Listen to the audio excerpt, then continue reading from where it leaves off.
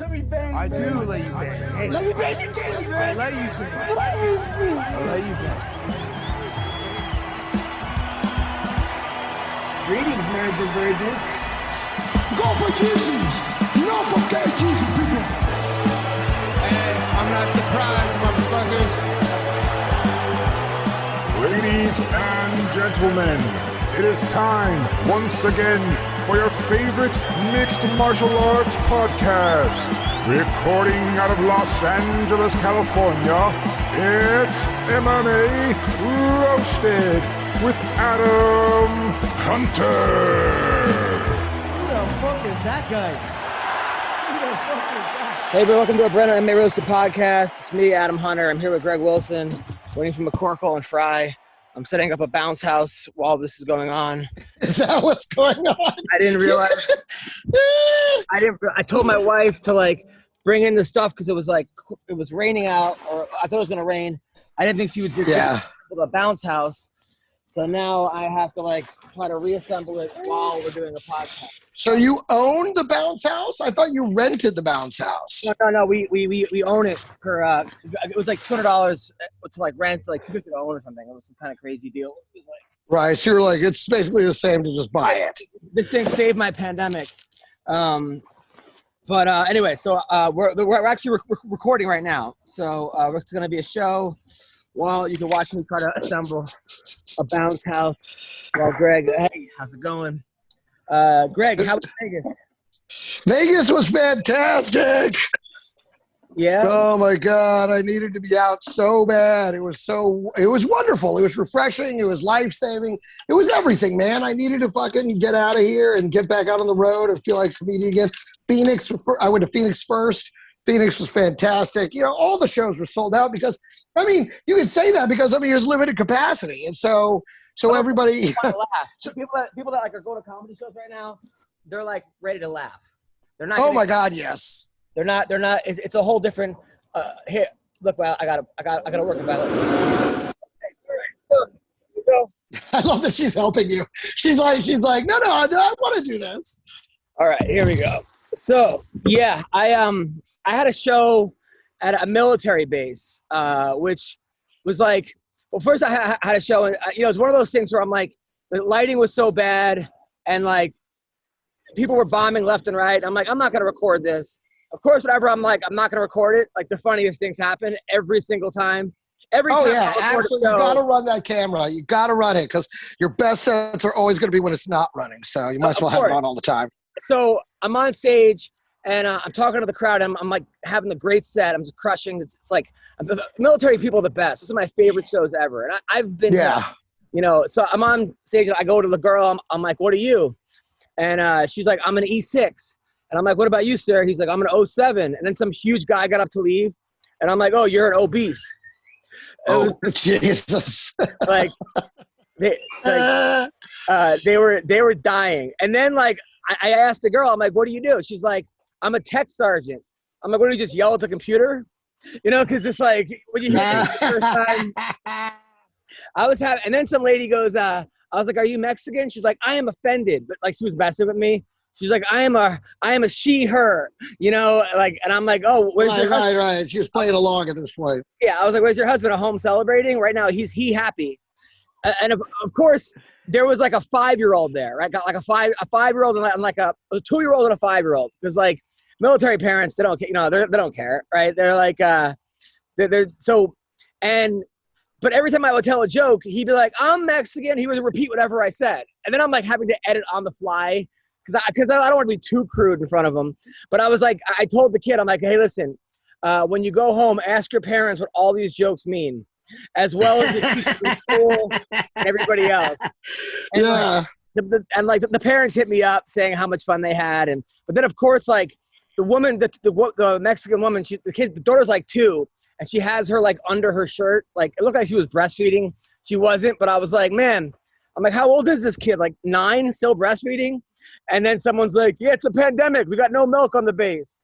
So it was just one of those gigs. It was just way too everything fun. Went right. Yeah. It was this booker. You ever work for Andy? This guy, Andy, I'm not going to say his last name. He's the craziest booker. I've ever met. I think I know exactly who you're talking about. He's a little, I think he might be a little on the spectrum if you ask me. Yeah, right. Yeah, and he's like, this dude is like, he's like basically the audience at home. He's like Kramer before he was racist, kind of like a Kramer type character. Yeah. Out there. And McCorkle, you'd appreciate. So he was like, at one point he was like booking himself. He would pretend he was a manager. He would book himself and then show up to the gig. But he would do any gig, and he wasn't qualified for all of them, right? So he got a gig where he was a motivational speaker at a high school. So he goes there, or middle school, and he's like, hey, listen, you know, you guys shouldn't be getting bullied. You know, bullying's bad. He goes, here, take a basketball. He goes, take a shot. The kid takes a shot, and Andy's like 6'4", and just swats the ball, right? And then he goes, see, you can't let that happen. The kid starts crying, right, in front of the whole school. Like, he bullied the kid in an anti-bullying thing. Then he leaves. What a message. What a message. He gets kicked out, and the lady who booked him called up and was like, what kind of person did you send over here? This guy is horrible. Meanwhile, it was him that picked up the phone because he booked himself. So right, because he was the booker and the talent. Yeah. He's like, I'm sorry. Normally he kills, yada, yada. But yeah, this is he was the guy. He actually has me booked at a nudist colony at the end of the month. I got to see how this goes. So yeah. Those are some sweet gigs he's getting. McCorkle, again, you know, you realize you can say no. Yes. You don't have to take everything they throw on your plate. Of course. I know that. I know. McCorkle, how you doing? Doing all right, man. Hanging in there. Same old. And Don Frye, you just joined us. How are you? I'm good. How you doing? Good. You sound great. So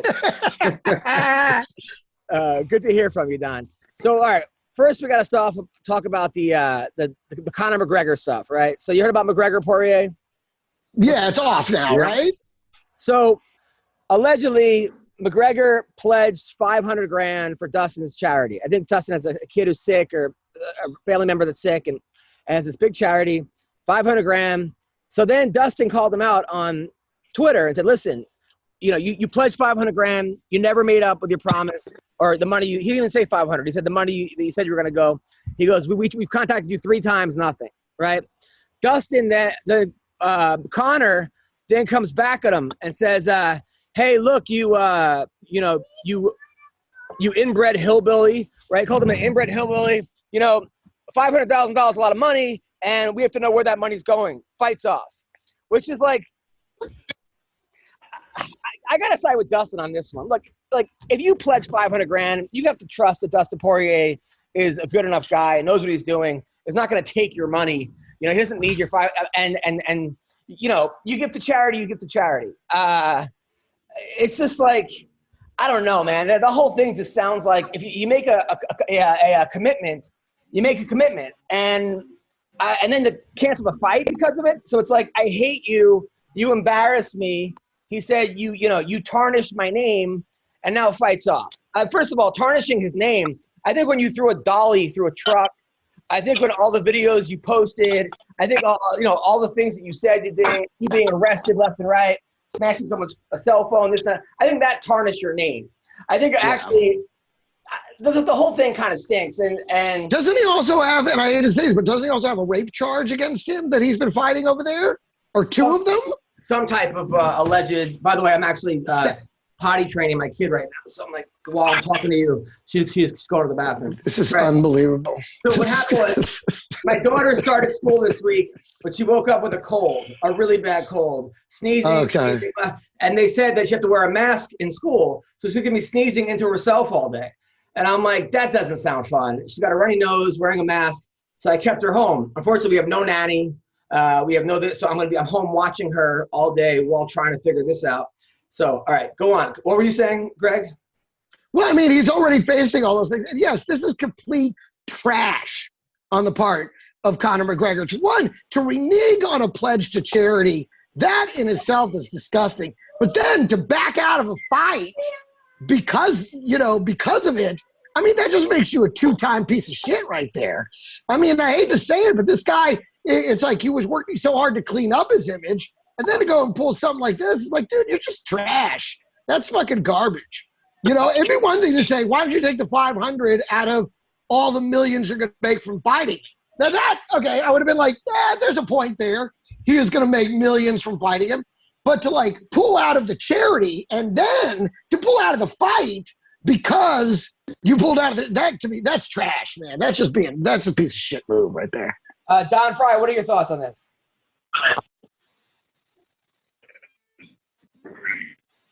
Don, this may be the worst connection we've ever had. Like, I thought that we had back before. This might be the actual worst. Is there anywhere? Don is actually potty training himself right now, so that's a new thing. He's potty training a horse. Don, I love you. Once again, you're one of my favorite people, favorite fighters. But is there any way we could actually? I can't hear a word. Can anyone else hear Don? Is it just me? I haven't heard anything yet, but I don't know that he heard us. So. No, I've been lucky. I haven't heard a thing. There he is. All right. I love it. He's like a ghost that just like appears to fucking shit on. I'll go upstairs. Come on, let's go watch a movie. You know, Adam, I have a solution to the whole Conor like charity thing. Like I really do. What's if that? you don't publicly tell people that you're giving $500,000 away, it doesn't matter when you don't follow through with it. You know, like if you're not constantly out there making sure everybody knows, like I'm sure Dana White, not that he watches your podcast, but I'm sure Dana White doesn't want anybody to know. You guys know, I assume you guys have heard about what happened to Bubba McDaniel's son, right? His 2-year-old boy. Yeah. Was killed by the baby's mom's boyfriend, murdered by him. I was starting a GoFundMe for Bubba because he literally, I mean, he wasn't gonna have money to even have a funeral for him. You know, he was in a bad financial spot. Bubba had just gotten laid off with the whole COVID stuff, you know, or whatever, or that was coming anyway. I don't remember exactly, but I got a hold of Dana, and I don't talk to Dana on a regular basis. It's like once every 2 years. I don't like to bother him. I don't even like to ask for tickets since I heard him say that's his least favorite thing to do is dealing with tickets. So I never asked for another ticket again. I haven't been to UFC in 3 years, you know. So that sucked. Yeah, Dana, I hit him up and I had a GoFundMe. I was like, hey, is there any way you can put this on your Instagram and Twitter? Sorry to bother you. You know, we were trying to raise $25,000 for him for his son, and Dana asked me what happened. And I told him, and he said, well, I'll just give you the money. Who do you want the check made out to? And I was like, no, Dana, I didn't want you to do that, man. I said, please don't think I was calling trying to ask for something. You know what I mean? Or whatever. Like, I didn't want you to think that. I said, I don't want you to think I'm asking for money. I said, I know you have a big following. And he goes, no, it's real okay. He had a secretary. The next day they sent a check out for, like, I think $27,000. So even more than the GoFundMe was. And I talked to his secretary about it. And I said, man, that's awesome that Dana just, I mean, I know he's got a lot of money, but $25,000 is $25,000, man, or 27. Yeah. And he said, she said he does it all the time. She said he tipped a couple nights before, he tipped the waitress $10,000. Like just because she had said, like she had mentioned she was having a hard time or just gotten pregnant or something was working, even though she was pregnant. He tipped her $10,000. So, you know, a lot of people hate Dana or they want me to trash him. He's never anything but nice to me, man. Like every time I dealt with him, and for that meant a lot to me, would do that. Didn't verify the story, didn't check. Didn't anything, just had a check out sent out the next day for $27,000, you know. For, of course, what I didn't mention was that that waitress was pregnant with his child. Right, He that's left always that part. possibility. Yeah, He left by that the part way, out I'm of the pregnant. story. By the way, Yeah. that was his kid. He was like, here's $10,000. Shut the fuck up. I'm having dinner with friends. But Sean, but that's the way you do it. That's the classy thing to do. You handle it, you know, if you care, then you do it. You don't like commit to it, make it public, then don't follow through with it, and then get mad when you get called out on it. This guy, you know, you like him for a second, and then he does trash shit again, and then you're like, fuck this guy. yeah, no, I absolutely. And you know, I may have to call this podcast. This is like beyond hard. I'm amazed that you didn't do that to begin with because you got a lot going on there, okay, buddy. Violet, do you want to watch Frozen? Okay, I'm gonna be right there.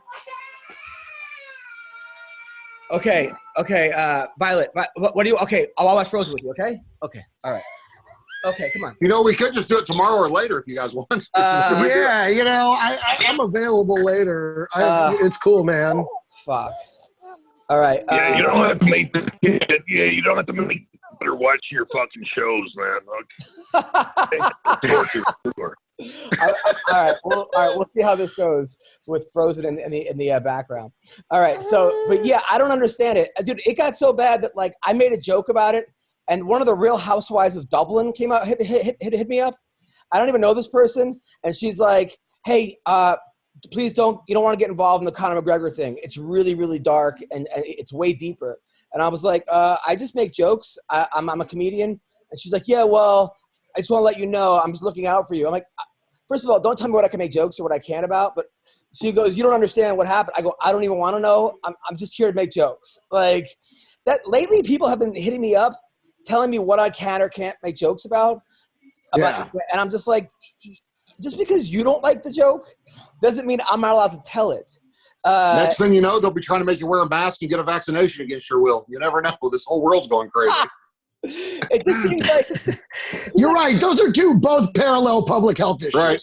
Well said, buddy. It seems like a lot of attractive women too. Like maybe they're just like used to guys being like, "Okay, I'm not gonna make any jokes because you're hot," and blah blah blah. I'm just like, dude, like I'm out of the game. Even if I wasn't out of the game, I still would make these jokes. But don't let me know. Don't tell me what I got. Somebody got mad that I made a joke about Mackenzie Dern's fake accent. She's like, "Well, you make these jokes all the time." I go, "Okay, fine. You don't like them. You don't get to tell everyone what they're allowed to make jokes about. Like, what is this? What's fucking? I mean, Greg, did that? Listen, there have been girls that I didn't get to hook up with because I made a joke about how I don't like, having sex with skinny girls versus chubbier girls. And then they come up behind the show. It was like, "I was into you for a minute, but I guess you don't like skinny girls." I'm like, "No, I was a joke. I'll fuck anybody. I don't care." So sure. I'm saying, I mean, I like that. So skinny. I like that hump on your back, sweetheart.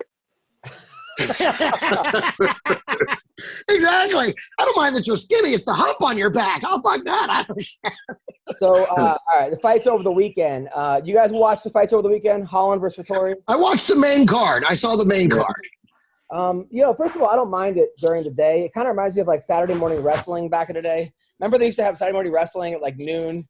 Where like, that was the best, man. Like Hulk Hogan would fight a guy that was like 1 in 90. You're like, how did he get a title shot?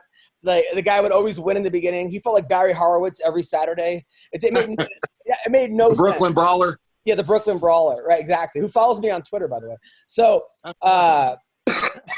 Holland versus Vettori. It just seems like if I was Kevin Holland, I would hire 5 or 6 Division I wrestlers. You know, to just do takedown defense all day long.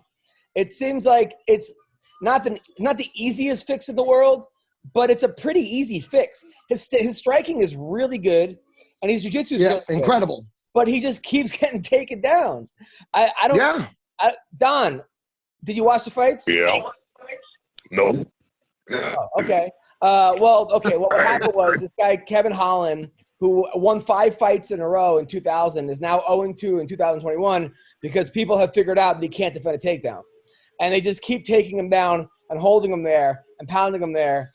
But it's such Sean, he's got to be the best guy in his gym, right? Is that what's going on? It seems like I mean, part of it, I guess the guys are decent wrestlers, but I swear, man, I haven't seen like that much dry humping by an Italian since like the last season of Jersey Shore or something, man. Like that dude the Vettori did not want to fight, man. He just kept. I told my girlfriend we were watching. I said, "You won't see this much dry humping and an orgy like in the desert. Like this is ridiculous, you know." Like he just took him down. We just sit there and lay and hold him. And I had money on Holland because I thought, I don't know, coming back. Sometimes you come back to back like that. Sometimes guys have a kind of like a nothing to lose attitude and fight better. But yeah, he wasn't trying to get up, and the other guy wasn't trying to let him up, and it was one of the most, other than Derek Lewis and Ngannou, one of the worst fights I've ever seen. Like one of the most boring fights I've ever seen. It was and one of the points that the commentators were making was that if he'd had more time between fights, he would have chanced to look at the tape and practice on fixing that mistake. But because it came up so fast, he hadn't spent any time fixing that hole in his game, that glaring hole, and it was easy for Vettori to take advantage of. Because you're right. I mean, the fact that he was able to piece him up when they were on their feet, if Vettori didn't get him to the ground, he was getting knocked out. Well, he's also. Don and Adam are much better wrestlers than I ever would, more technical. But you guys correct me if I'm wrong. Don actually, a lot of people don't know, wrestled at a major Division I program. But isn't the best way? I was always taught the best time to get up from a takedown is the second you hit the ground. Like the second they take you down. Like you saw Cain Velasquez and Brock Lesnar. As soon as Brock took him down. Kane popped immediately up. That's when he put all his effort. Instead of laying there, let the guy get a better position and then try to get up. You know, like I don't. It's like he was letting guys get in too deep. Like he was letting guys. Yeah. It was at that point. Yeah, you're right. But it also made me question. Like he's allegedly a high-level black belt, which I'm sure he is. But why are his sweeps so bad? Or what? I mean, the other guy's also really strong. It's easy to say. Like look, it's easy for me to say this from my couch. Of course, but when the guy sets the record for most takedowns ever in a fight, and the guy's not even a wrestler. There's a problem here. And every time he was taking him down, I mean, it was almost out of desperation. I mean, Holland was connecting. He on the feet. Holland was, and he had him. There was one round, I think it was round 2, where he had him stunned. Like he got a shot at him, and he didn't finish the job. And then he took him down, and then that was the rest of the fight from then on. Yeah, I mean, if I was Kevin Holland, I would not sign a contract to fight anybody with any wrestling skills. Don, what were you saying? Is this amateur wrestling, or are we supposed to be mixed martial arts where you have Brazilian jiu-jitsu and judo and all the rest of the bullshit mixed in there to where you fight off your back, or you get a submission from your back? I mean, this guy's obviously his corner a bunch of fucking morons if they can't teach him to avoid a takedown or once you're on the ground to take advantage of the situation. I have to agree with you there, Don, because they kept saying that he is a black belt in jiu-jitsu, and I'm like, where is it? Where is this black belt in jiu-jitsu? Like, I'm not. I mean, Greg, you could be a black belt in jiu-jitsu, but when you go to drink carrying, he's a waiter. He's a waiter. All right, another fight that happened was Julian Marquez versus Sam Alvey. Sam Alvey, I love the dude, but it might be time. I mean, It might be time. But Julia, first of all, Marquez is looking better and better. And he seems to really – I remember this kid. He was in Kansas City. He was in LFA. He came to my show. He brought like 20 of his Cuban grandparents and friends and this and that. He was the nicest dude. I mean, the most humble guy. He was up to Vegas. He's working at Top Golf. Now he has a podcast with Kendra Lust, the porn star. But here's what he did wrong. After he won his last fight, he called out Miley Cyrus. He goes, Valentine's Day is coming up. Miley Cyrus, let's go on a date. Miley responded to him. Then he blew it. Okay, he didn't, I don't know what happened. Wait, what did she respond to him? Like, no fucking way. She said, congrats on the win, big boy, or something. Shave your chest hair into an MC, and you got it, right? And he didn't do it. Yeah, you run to the store and you buy some razors and some fucking foamy right then, and that should be back up in 10 minutes. Like that was it. I would have shaved myself with a kitchen knife. Are you kidding me? Don, would you have done that? Don? Oh, Did your cat run away again? Oh God! One day. I feel like Don's podcasting from the moon. Like it's like we're waiting for. Can you exactly from Mars or some shit? Can you just move him into your house? That's a sitcom right there. It is. Just move him in. You guys, he can babysit the kids. Remember, like after the O.J. Simpson thing happened, like Kato Kalin, they actually pitched a show with him where he was like staying in your guest house. Like that was the show. Like it didn't get picked up. I mean, but it was. I actually did a show with Kato Kalin. It was a stand-up show, and he was the host of it. It was called Kato Kalin and the Hollywood Guest Stars. He's the nicest guy ever. I mean, he's such a nice guy. He really is, and he's super funny. He really is super funny and a great, great guy. So anyway, I heard they were going to put him on Dancing with the Stars, and I was trying to figure out what star he'd be dancing with. That was the last I heard. Boom! Yeah. By the way, have you followed OJ? Probably OJ. Have you followed OJ on Twitter, by the way? Oh, no. Not going to do it. He gives his football picks. Like, every week, he gives, like, when it was football season. And I guess they were pretty decent picks, But But then every time they'd be like, every comment would be like, well, I guess that guy's going to slash up the backfield. Or, man, you could cut the tape with a knife. Every comment was a fucking OJ. It's going to be a killer game. Like, everyone. It's like. He sets himself up for that, man. There's no getting around it. Especially when you release a book called, well, if I did it. That's what he's going to say. I didn't bet on this sport, but if I did, I would. If I did, exactly. All right, so this time Marquez, instead of calling out like Taylor Swift or Miley Cyrus again, or he challenges Patrick Mahomes to a pickleball contest, which I guess they're going to play pickleball in Kansas City. I don't know what that is. McCorkle, you're from around there. What's pickleball? I never heard of it. It sounds really gay though. I'll tell you what it is. It is basically it's weird to explain. It's like ping pong, but standing up on a tennis court. Like it's halfway between ping pong and tennis, and you play with like 4 people. It's very odd. It's an odd little game. You have these little rackets. They're like bigger than a ping pong paddle, but smaller than a tennis racket, and a ball that's, again, between the two, and you play on a tennis court, and they call it pickleball. I don't know what the fuck. Well, Patrick Mahomes did respond and say that he would like to do it, but I still rather have the Miley Cyrus. I think he should go. Listen, Julian Marquez, think about this. This is some genius shit on his part, because he's managed to get responses from Miley Cyrus and Patrick Mahomes, and he really isn't that big of a name of a fighter. That's just, he is maximizing his opportunity. You got to give him points for that. I do give him points for that, but I think he should stay with the girls, though. I don't know. I just think banging Miley Cyrus is playing pickleball with Mahomes. No.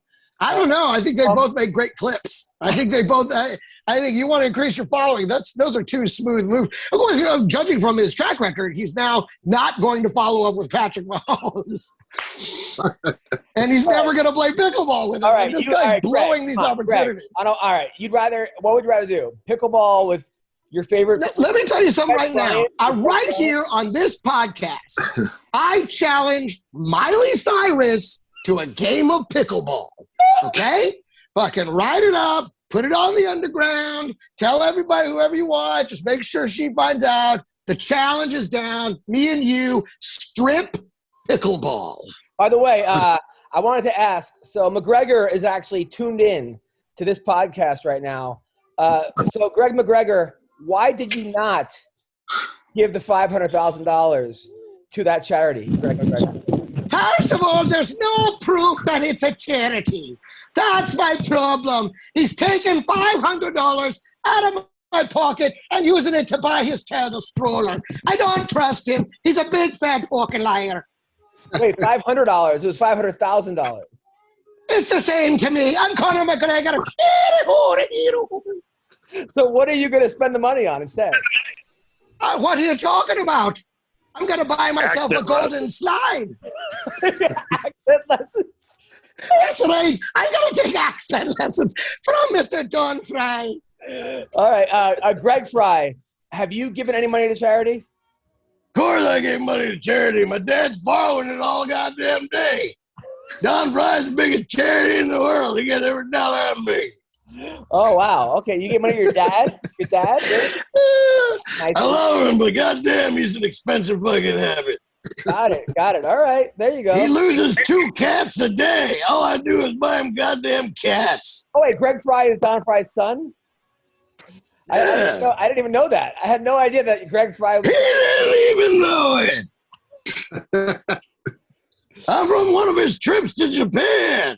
I came back and been trying to find him ever since. Wow. Well, I think you're close. Don, do you have any kids you don't know about? Do I have what? Any kids that you don't know about that you don't think you might? He doesn't know. How the fuck would I know if I didn't know about them? That's a good point. All right, good point. Do you have any kids that do you worry sometimes? Jeez, the fucking ways. All right. What is wrong with you? I have no idea. All right, so I'm watching Frozen. Yeah, the one, she's sitting there. She's in your house crying because she's listening to your fucking tapes. Oh, great. Scream her head off. Oh, thank you. Okay, so Violet's here. Got it. Okay, thank you. Well, I'm raising your kid, Don. I'm doing a very good job. I'm trying my hardest. Yes, wife. All right. So Mackenzie Dern, by the way, Mackenzie Dern looked great. You know what? I think that loss that she had a couple fights ago was the best thing that happened to her. It seemed like she had so much pressure on her. People hated her because her dad was this famous jiu-jitsu guy and she's hot and I don't know what. Maybe she has a fake accent. I don't know. Whatever. People seem to not like her for some reason. She went from gym to gym to gym and she lost. And since her loss, she looks like she's a fucking world champion. Sometimes I feel like that loss takes all the pressure off you. Was your first loss good for you, Don? Yeah, it was. Against Mark Coleman. He beat the hell out of me. And, it's basically the best thing for me, partner. Yeah. Sometimes it is. A lot of times it is. I know bombing is essential for comics. Yeah, it's just as a comic, if you don't, people want to kill every night. You got that down, huh? Yeah, I got it down, 100%. All right, so Mike Perry, he actually after his fight, he actually tweeted out, "I used to be great. I don't know what happened." Mike Perry is a guy that I think his problem is he could take too good of a shot. That dude has the hardest head in the history of fighting, and I feel like it works against him because other people would move their head more, but he just fucking takes it. He just takes the punches, and as exciting as he is, he's not going to become the best of the best with that type of fight strategy of just see how many times a guy can punch you versus how many times you could punch him. He did look better in a lot of ways, though. And in some ways, he looked better. He looked more skilled.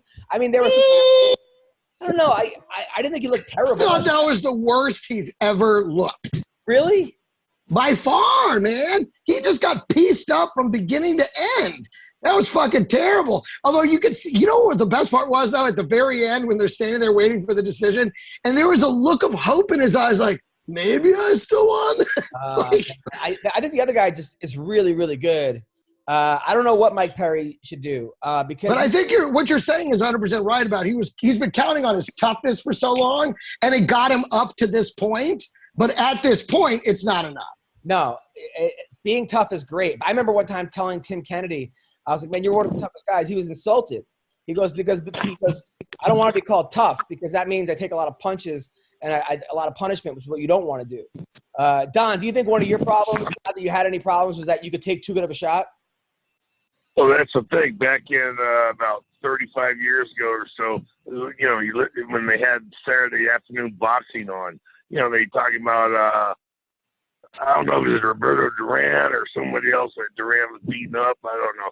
But they said, yeah, this guy can take a punch. And he said, and that's something you don't want to be known for. Yeah. It's like Ray Boom Boom Mancini. Remember him? That was his style. Yeah. Oh, God. Yeah, right. I met him. Nicest guy ever. Now, Sean, you never relied on your toughness, did you? No, I was usually gassed within the first 90 seconds, so I relied on that to lose. Mostly that I was going to get tired. But, yeah, no, man, I was one of them rare, man, I didn't like to spar real hard, and people thought I was dumb, but I can still talk, and I have my teeth now, so people, I was like, oh, you don't like to spar standing up? I'm like, well, because it's always with guys better than me, and they're always – heavyweight sparring is a little different than lightweight sparring where you're just smacking each other around, and I didn't enjoy that. I wanted to be able to, I didn't want to be brain dead. If I was going to get hurt, I wanted to do it in a fight. It's kind of like Robbie Lawler said a long time ago. He didn't spar for like 7 years. He said, I already know how to fight standing up. Why do I need to spar? Even though I think it's important for timing. But you look at the AKA guys, man, they beat the hell out of each other when they spar and train, man. I mean, that's I think why a lot of their careers were shortened because it's a fight every day in the gym. And I mean, that might make you better, but if that's the case, just go play in traffic and hit each other with baseball bats. When you spar, that'll make you tougher. Like, I don't get it, man. You think that happened to like Rockhold a little bit? Luke? Yeah, I don't know that he did. I know Kane. They said Kane. Well, of course, if you can beat everybody up, it's probably easier too. But I know like Kane sparred with your buddy Mayhem, and I saw a video of it, and Mayhem was getting. I mean, he was a middleweight.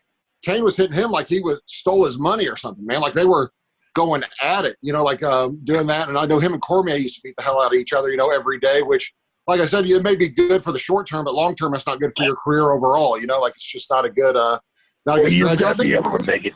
You've got to be able to make it to the damn fight, Yeah. You can't win any money if you don't get to the fight. And if you beat each other up in the goddamn room, you're not going to make it to the fight. You do nobody any good. Yeah, and I think if, Mike Perry, if his girlfriend is your top corner person and she's just been told to tell you to look good on TV, there's probably some training issues going on there, I would guess. Yeah. He's probably not in a real great camp. He switches camps a lot too. He's at Jackson's 1 month. Next fight, he's somewhere else. Next month, he's there. A lot of guys don't like being told what to do or don't like being, put on any kind of schedule. They like to just train when they feel like it and stuff like that, and it shows, man. Well, I'll tell you. And the other thing about it, I would say this: not only did I think Mike Perry looked the worst that he's ever looked, but he also looked the smallest to me that he's ever looked. Normally, he comes out there looking like a hulking beast, and he looked like I was like, I guess he spent all his time working on cardio because he just looked smaller than he's ever looked. And to me, that's the eye test. That's what I saw. I did notice that too. I noticed that to my didn't girlfriend. have that crazy factor. I think a lot of times, when you have raw talent, which is Mike Perry does, a lot of times you win because people don't know what the fuck to do against you. It's almost like a crazy pit bull. You don't know where you're coming from. And then you get a little bit of training, and sometimes I feel like I wouldn't say it does you worse, but you take a step back before you take 2 steps forward. You just couldn't harness it. And I think that happens sometimes with guys with boxing, especially like a Mayorga or these guys that are crazy wild, and then they're winning, but then they get some training, and it's they lose that thing that kind of made them great in the first place.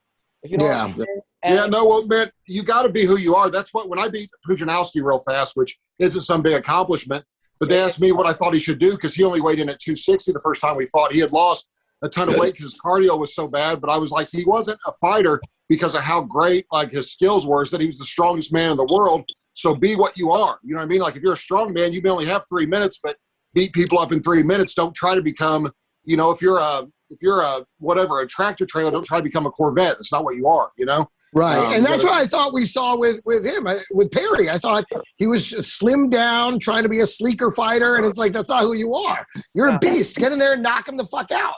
Yeah. Speaking of which, I'll tell you who got knocked the fuck out. That guy DeCastro on the undercard. I don't know if you this guy Dan Ho. You guys didn't watch the undercard? Nah, I didn't see it. Sorry. Crazy heavyweight. I was in Vegas at the pool, baby. Oh, I don't blame you. All right, so Friday night, Bellator. I know you guys didn't watch this, but there was some good Bellator fights. Ryan Bader beat Machida, and he got fucked up the first round. Bader lost the first round. Almost got he was pretty rocked, and then came back and won the next 4 rounds using his wrestling. I was super impressed because Bader seems like the kind of guy that sometimes, I wouldn't say folds under pressure, but if you can beat him the first round or 2, you can win the fight. He almost never comes back and wins the fight after losing the first 2 rounds, and he did. So shout out to Ryan Bader because I think that's the testament to what makes some guys amazing and some guys, I wouldn't say average, because the guys like Mayweather who could lose the first 3 or 4 rounds, figure out what you're doing, and then win the next 8, or the guys that, that can make adjustments on the fly versus those other guys. I hate to say Vitor Belfort, but if you could win the first round against them, you could win the fight because they just mentally, they just can't handle it. They can't handle losing the first round. So shout out to Ryan Bader on that one.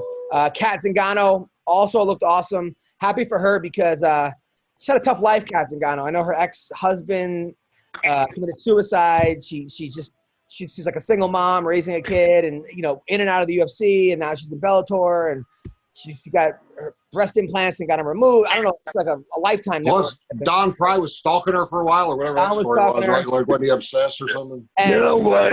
I'm so sick and tired of hearing about this single mom bullshit. They're fucking single because they want to be.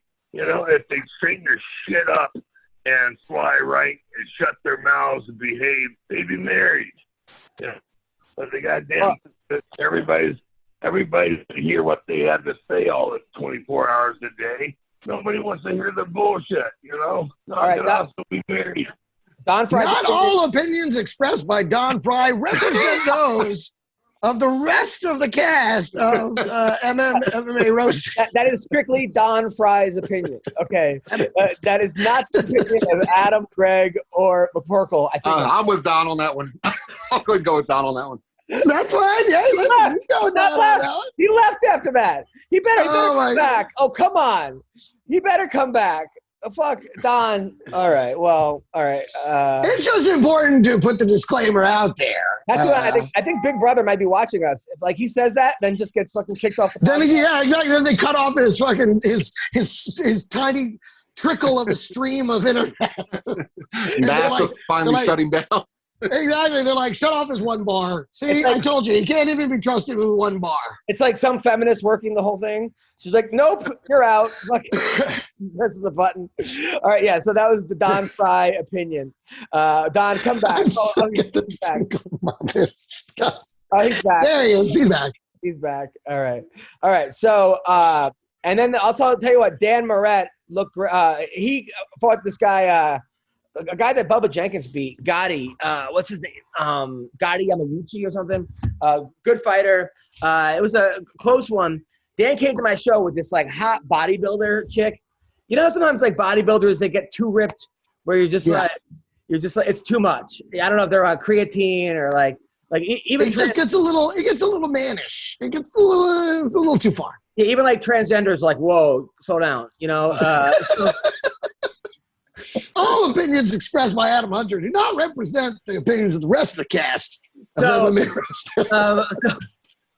But this girl that he was with was still super hot and was competed in bodybuilding. Like, I even said it, like, you know, when she gives handies, it's like 2-stroke squirt. Like, she got the fucking grip. But exactly. You either squirt or she just rips your dick off. One or the other. You got two good jerks. Sean, you used to hook up a lot of bodybuilder type chicks, right? No way. No, I don't know where that came from. No, I like feminine girls, man. Always did.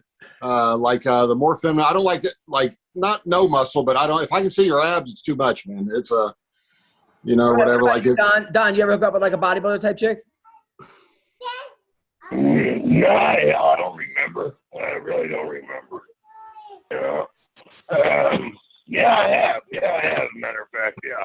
I go back in the old memory bank. Yeah, I have. I enjoyed it too, you know? Don forgot about her because she's a single mom now, and he was like, the hell with her. All right. Hey, Don, sometimes single moms. I can't believe you forgot about my mom. Don, a lot of times women are with the wrong guy, and they're just being picky, and now they want to be with the right guy, and they're looking for the right guy. They know their value. They know their worth. And they're not ready to settle. Like, that's why they're single. Or they quit bitching about how rough life is being a single mom. Knock that bullshit off. Dude, being a single dad's rough. Being a single mom is rough. Being single. Adam, why did you bring it back around? All right. That one's on you, buddy. That one's on you. All right. So this week, Phil Davis is taking on Nemkoff. Nemkoff is looking. Life's tough. It's tougher if you're stupid. You know. Boy, that's true though. That should be a T-shirt right there. Like, life's tough. Life's tough. It's tougher if you're stupid. And then put Don Can we Frye. put that on a T-shirt? I'm writing that down. And have Don Frye under it. Like, have Don Frye. Yeah. Life's tough. It's tougher if you're stupid. BetOnline is the fastest and easiest way to bet on all your sports action. I mean, football might be over, but the NBA, college basketball, and the NHL are in full swing. BetOnline even covers awards. I mean, how cool is that? TV shows and reality TV, which I love to watch. They got real-time updated odds and props on almost anything you can imagine. BetOnline has you covered for all the news, the scores, and odds. It's the best way to place your bets, and it's free to sign up. So head to the website and use your mobile device to sign up today and receive your 50% welcome bonus on your first deposit. BetOnline, your online sportsbook experts. So don't sit on the sidelines anymore, huh? Don't be that guy or girl. Get in on the action. Don't forget to use that promo code CLNS50 to receive a 50% welcome bonus with your first deposit. BetOnline, your online sportsbook experts. So visit our good friends and exclusive partner at betonline_AG. Take advantage of the best bonuses in the business. Sign up for a free account and use the promo code CLNS50 for your sign-up bonus. Use the hashtag BetOnline. All right, so this week, Phil Davis is fighting Nemkoff. Nemkoff's looking like he beat the shit out of Ryan Bader. He beat Phil Davis. It was a close one. I like Phil in the upset. I like Phil in the upset in this one. You know anything about these guys, McCorkle? No, but I'm going to go against Phil Davis. He's a nice guy, but if he already lost to him and the guy just beat Bader, I got to go with that guy. Greg? I mean, Phil Davis is the only guy that I'm familiar with there, and he has been really hit and miss. So, and I feel like he's on more of the miss side of his career. So I'm gonna go with McCorkle on that one. Him and his wife opened up a Korean deli. His wife. That's how you know it's over. When you've already started your next phase, you're taking a couple checks on the way out the door. Yeah, I want to talk to all the bettors out there right now. You go put everything you have against fucking Phil Davis in this one. His wife's Korean, and her dad owned a deli, and they bought the deli from the father. It wasn't like they just, I mean, come on. And he has his own soda. He has his own soda, the Phil Davis Mr. Wonderful soda in the deli or something. Yeah, again, they've clearly moved on to the second act. The first act is, he's coming out for one last bow in front of the crowd. It's fucking over, dude. Like Phil Davis soda, don't turn your back on it. Yeah. Isn't he the guy who whacked you up the guy in the back of the head after the bell or something? No, that wasn't him. That was not Phil Davis. Sure. Yeah. Who was that, McCorkle? The guy that whacked the guy in the back of the head when he turned around? That wasn't Phil Davis. I don't know who you're talking about. But also, Corey Anderson is fighting Yagashimaradov. I don't know much about that guy, but those guys from Dagestan that you don't know much about are usually the most deadly. And if they put him in this tournament against Corey Anderson, I don't know who this guy is, but I think he's going to – I don't know why. I'm just thinking, like, these guys that are like 18-0 from Dagestan who only beaten other guys that are like 18-1 from Dagestan, like those are the ones that scare me the most. It seems like you have the least amount of footage on these people. You have to like deep dive the internet to find anything on them. And it's just, I don't know, I think the level of opportunity. I feel like all these guys are just raised, fighting livestock. And then by the time they get in a ring with a human, they're like, well, this is easy. You're just a man. I've been fighting bulls and bears. Yaks. They're fighting yaks over there. Yeah. And a yak's tough to take down. I'm so happy we do this podcast today. It actually helps with this Frozen playing in the background. So also Paul Daly is taking on Saba Hamashi. Paul Daly is the guy that got kicked out of the UFC because remember he's the one that cheap shotted Josh Koscheck. I think you're talking about him. All right, so he's the one. He's the one I was talking about for whack somebody in the back of the head. Okay. Yeah, a long time ago. He got kicked out of the UFC for hitting Josh Koscheck. That's like a decade ago, but yeah, that's who I was talking about. Yeah. Guy's got incredible power, and this is what pissed me off about Bellator, right? So the main card's on Showtime. The other card's on YouTube for free. Great. Which they don't tell anybody that. I had to find that out. But they got Julia Budd on the undercard. And she's the former champion. She lost one fight to Cyborg out of her last 10. Put her on fucking Showtime. Like, what are we doing here? Also, they got Mads Burrell, former UFC fighter, against Sal Rogers, former UFC fighter. And my boy, Tall Steve's fighting. You know Tall Steve. We have him on the show a bunch of times. So, Tall Steve out of Florida. UFC fights this week. Kelvin Gastelum versus Robert Whittaker. Whittaker looked great against Jared Cannonier's last fight. Gastelum looked great also. In this fight, who do you like, Don Frye? Gastelum or Whittaker? I like Whittaker. I'm a big fan of Whittaker's, man. I tell you, I like watching the guys fight. So shit, I'd sit there and watch him eat popcorn. Shit. Well, since you're not going to watch the fights, you might as well watch that. Well, it was Bellator, yeah. It was choice between watching Bellator, watching eat popcorn, be the popcorn. So we're gonna have that one decoded, and we're gonna put up the wording to whatever that was later on today. McCorkle. I think Whittaker makes it look easy, man. I think Whittaker's the best 185-pound fighter in the world, despite what happened against Stylebender. And I'm like Don. I really like Whittaker, man. Like I would actually play pickleball with him if I got the opportunity. But the last person I played Last person I played pickleball with was Lance Armstrong, and I won because I said left. But I don't know. Because he didn't have anyway. Because he has one ball. Is that why? Right. That's what the joke was. All right. Never mind. Very good. Very good. Got on that one fast. It's a little deep. Greg? I like Whittaker too, man. I liked it.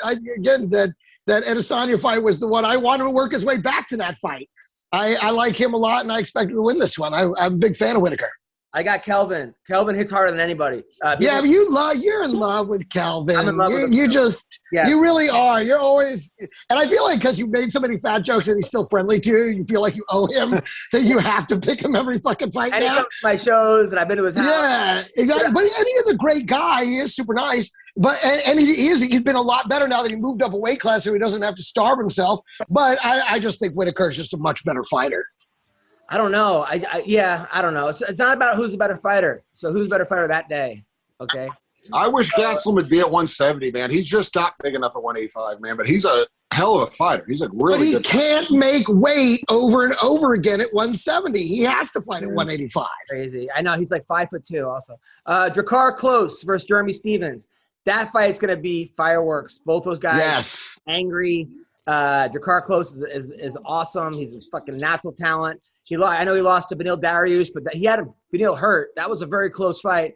Jeremy Stephens is never in a boring fight, whether it's with the cops, whether he's just never in a boring fight. It's nothing. That guy is just nonstop action. Now, if he loses this fight, it may be time to think PFL or Bellator or bare knuckle or something. It just, this seems like it's a crossroads fight, but absolutely, this is a fight that Jeremy can win too. So Andrei Arlovsky is fighting this week against Chase Sherman. Chase Sherman's a heavyweight that got kicked out, cut from the UFC, came back, won a bare knuckle fight, won 2 fights in a row. He's fighting Arlovsky's taking it in short notice. Looked terrible his last fight, Andrei Arlovsky. He got rear naked choked, but I don't know. This one, Don, who do you like, Arlovsky or Chase Sherman? Geez, I don't know who Sherman is, and I don't think Arlovsky's won a fight in like 5 years, has he? He has won in 5 years. Also, Tracy. But he's definitely on the backside of his career. That's for sure. You want another bottle?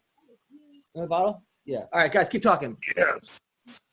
Actually, man, I know Chase Sherman kicks like a mule, man. That dude is he's got some good hands. He's tough, and man, his leg kicks are brutal. So I'd say Sherman all day long over Arlovsky. Andrei Arlovsky actually doing a podcast. Of course, he freezes right in the middle. I'm with him though. I go with Chase Sherman because Chase Sherman is the guy is a younger fighter that seems to be. I mean, Arlovsky's just old. I mean, the guy's fucking old, and so to me, it's Chase Sherman. Yeah, but lately these old guys are like out savoring the young guys. They're just out vetting them a lot of times. Like they're figuring out, like, they're either gassing them out or setting up traps. Arlovsky's kind of good like that. Also, the hottest girl in MMA, by the way, I've seen them all up close, or a lot of them. I don't know. Paige Van Zant's beautiful too, but Tracy Cortez is a smoke show and a half. So she's fighting. I'm telling you, you want to see a hot girl that doesn't flaunt it? I mean, a little bit, but geez, she's fighting Justine Kish. Also a tough boxer. Hey, come on, drink the milk. So that's gonna be good. And Jessica Penney, who was banned for like 3 fucking years for steroids. I don't even understand how that happened. I don't think she's fighting a girl named Loopy, Mexican girl who's undefeated. They're giving her a tough one. But yeah, and then there's a guy named Alexander Romanov who's got amazing subs. He won his last fight by forearm choke. He's an amazing wrestler. You know what I'm talking about? That like huge guy from Romania who's a wrestler who like just – he's fighting a guy named El Guapo Juan Espino who hasn't lost since 2011, which is a fight where he got knocked out in 9 seconds. But he hasn't fought – he lost in 10 years. 2 heavyweights. This is going to be a good fight. I'm looking forward to this one. Yeah. And then also this Saturday night, Ben Askren is taking on Jake Paul in a boxing match. I talked to guys who train with Askren. They say that he's looking really good, and he's going to make this a fucking like an ugly fight, an ugly like clinching, just a fight. He wants to make. Well, first of all, there's no way it's going to be anything but an ugly fight because you have basically two amateurs fighting. So it's not going to be a glorious battle of two supreme pugilists. I want Askren to win so much, but okay, let's break it down. He's about like 10, 15 pounds lighter, maybe 20 pounds lighter. He's coming off 2 hip surgeries. He's not a very good boxer. And he's the Division I wrestler. And he's wasn't he a champion? Yeah, he was an Olympian wrestler, 2-time national champion wrestler. He was a Bellator. But there's no wrestling. He can't use it. And he was a 1 championship champion, a one FC champion, versus a guy who was a good high school wrestler, but has been boxing for 3 years straight, like boxing with like really good boxers. And he's a good athlete. And he's 23 versus 36. I think Askren's gonna take it. I think even though he doesn't have much power, and I don't know how, I think he wins. Don, who wins this fight? Yeah, I go with Ben Askren too. That's definitely gonna win. He'll win because this is the first time I've chosen him in a long time, and so he's gonna win. Greg? Oh, there you go. I haven't lost any money on him. Let's put it that way. So. Greg, who's going to fight? Greg Wilson? I hate to say it, Jake Paul. Well, I'll say this. At least he's finally fighting someone who's also a fighter. So that's good. Although his selection was very savvy, choosing a guy who is a fighter but terrible at boxing. So, but I will say this. He's never fought anybody with the chin like Askren. And I don't know that he can test it the way real fighters have tested it before. I think Askren's got a chance. But honestly, I think Jake Paul is going to surprise everybody. Well, he's a 3-1 favorite. So will it be? I would rather see Askren win. McCorkle? Askren's going to win and make it look easy, man. He's going to wear him down. A lot of people forget Askren's been sparring for 12 years, or whatever he's been doing. His boxing may stink, but his wrestling's a little odd too, So, but he'll, he's going to do it and make it look easy, man. Like he's going to wear him down. I think finish him inside of 6. That's what I think. A lot of it, I think, also is the ref would allow him to clinch. If the ref allows him to hold and clinch, Askren's a huge favorite there.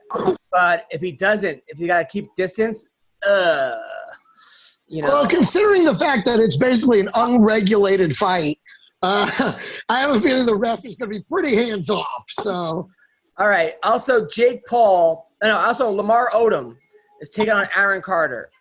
Aaron Carter, not this week, but they're fighting in June. Aaron Carter has gone through 4 trainers already.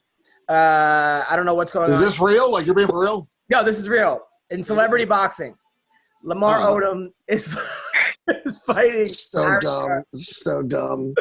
I don't know how they're the same weight. Isn't Lamar Odom like 6'7" or something? Yeah, something like that. Yeah. Who is? I thought Aaron Carter had AIDS. Does he not have AIDS? He does not have AIDS. No, but he did survive an overdose at a brothel. So no, that was Lamar Odom, not Aaron Carter. Aaron Carter is the one, the Backstreet Boys' little brother, Nick Carter. But isn't Lamar Odom fighing? Yeah, Lamar Odom is the one with the brothel. Yeah, but who do you? That's who I'm talking about. No, but he said Aaron Carter has AIDS. Oh, I didn't know who he was talking about. I thought he said Lamar Odom. Nobody has AIDS in this fucking fight, okay? They both will soon. They keep going to brothels and passing out. But is Aaron Carter, is he the Backstreet Boy or the younger brother of the Backstreet Boy? The younger brother. He has a face. So he is the one with AIDS. Yeah, that's. No, he's got the face tattoos, and he's like, he kind of went up the deep end a little bit. Don, who do we like in this fight? Aaron Carter or Lamar Odom? Oh my gosh! Can I take a bite on this one? I'm with you. What's the point? Why are we Greg, who do you think wins, Greg? Nobody wins. Not the people that watch it, not the people talking about it, and not the 2 idiots in it. Nobody wins. I'll tell you who loses. The sport of boxing, the great sport of boxing.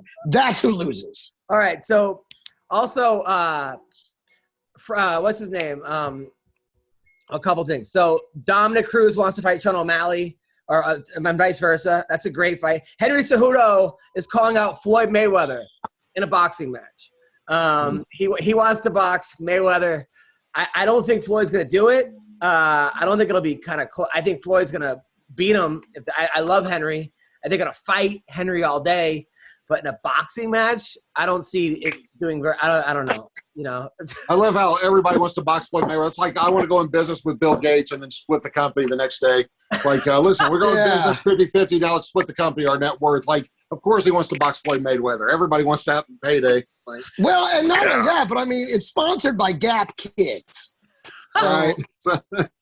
And then today, Tyson Fury said he wants to box Ngannou. And then vice versa. I think Ngannou gets killed by Tyson Fury in boxing. Of course. Yeah. I mean, it's not going to – it's going to be – it's another – yeah. It's another – all right. Vanderlei Silva. Wait, you think Ngannou gets slaughtered by Tyson Fury, Don? Yeah. Yeah. He does. In boxing. In boxing, right. Sure. I get it. Okay. Vanderlei Silva has signed up for bare knuckle boxing. Supposed to fight this year. Vanderlei, are we excited about this? Don? Yeah. Are we excited about watching Vanderlei Silva in bare knuckle boxing? Yeah, I didn't know that was a question, so you're making a statement, you know? No, but I said, are you excited about this? Yeah, I think it'd be great. I can't, you know, I always like to watch him fight, you know? Silva's a stud. He's fun to watch. He's just got to learn to fight opposite of what he's doing. He's trying to keep his chin down and the hands up rather than how he's been doing it. He's been doing the hands down, chin up routine that hasn't been successful for him. I agree. And then Anderson Silva is boxing Julio Cesar Chavez Jr. And what, for freedom? What is going on? What is happening out there? God damn it. People are just making shit up. You know what? Fuck this. I am challenging Terrell Owens to a horseback riding match. Okay, we're going to a horse race. Me and him, bareback, me versus Terrell Owens. And supposedly, Julio Cesar Chavez Sr. is going to fight Macho Camacho Jr. But how old is Chavez Sr.? He's got to be like 90 years old. He's going to be like 60, 70 years old. This is craziness. Oh, my God. They're just waiting for someone. This is all going to be funny games till someone dies. That's what they're waiting for. Like, and it might be of old age on the way to the ring. It may not even be in the ring. Some of these matches going up. Well, here's the thing. You know, this is pretty much proof that the UFC needs to start paying their fighters. You know. Yeah. Yeah. That's the bottom line. They're not paying anybody to fight, and so now everybody's got to take a fucking nighttime job. You know. Yeah. Next, they'll be bagging groceries down the bashes or something, you know. I want to see Michael Spinks versus Cutie Pie in ping pong. Okay? Who's Cutie Pie? He's one of those YouTubers who fucking has some. Wait, ping pong. Isn't that like pickleball? Like a variation of pickleball? It's like a variation of pickleball. Right, so Rose Namajunas. Only this is the variation they play in the Olympics. Right. Okay. So Rose Namajunas got into it a little bit because she's fighting Weili Zhang, and she said it. You know, she doesn't not like Weili Zhang, but it is like what she stands for versus what Weili stands for. You know, the U.S. versus China. So she said she'd rather be dead than red. So rather than be dead than a communist. Sure. So I thought that was a Native American jab.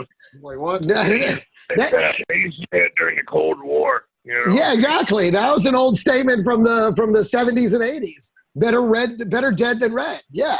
So people. I think that was also a statement in the 1770s, but maybe not. Colonial America. Oh. People who don't like Kool-Aid. But anyway, so it's one of those things now. She got herself in hot water for this. I don't know. I don't think we have to like. Why?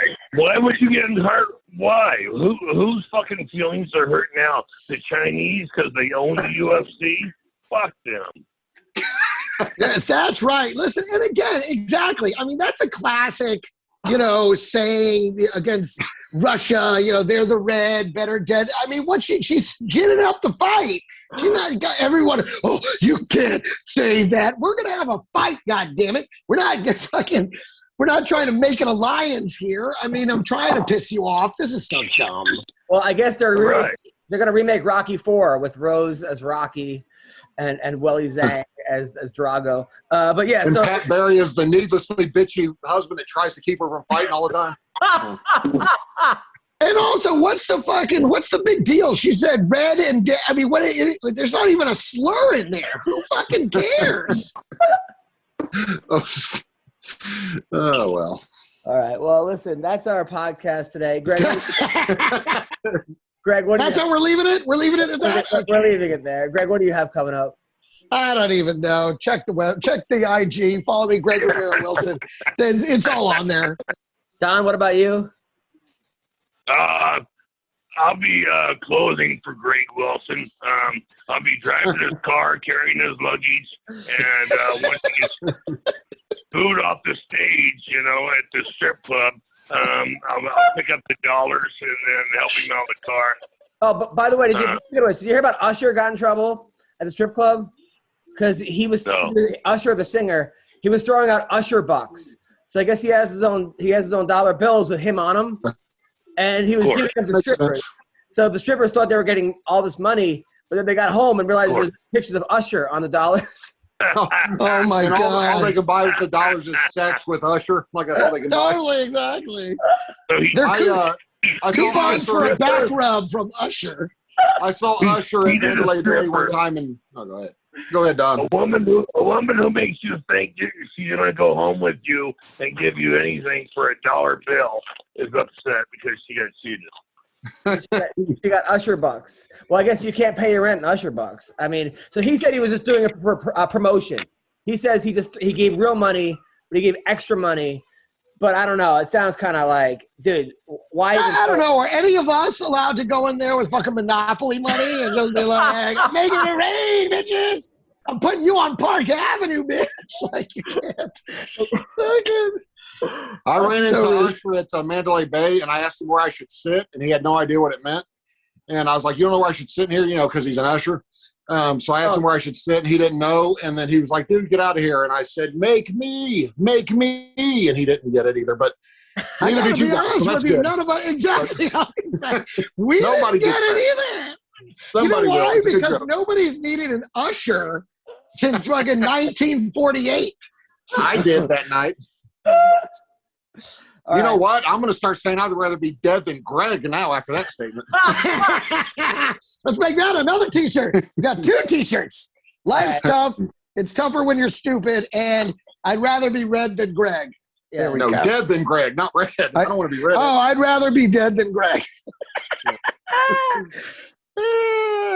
So 2 T-shirts. I'm going to be in Florida next week at the Boca Black Box Theater. As well as another place. It's all on adamhunter.com or website. Yeah. Guys, thank you guys so much. You're the best. Thank you, Don, wherever you went. Man. Take care, guys.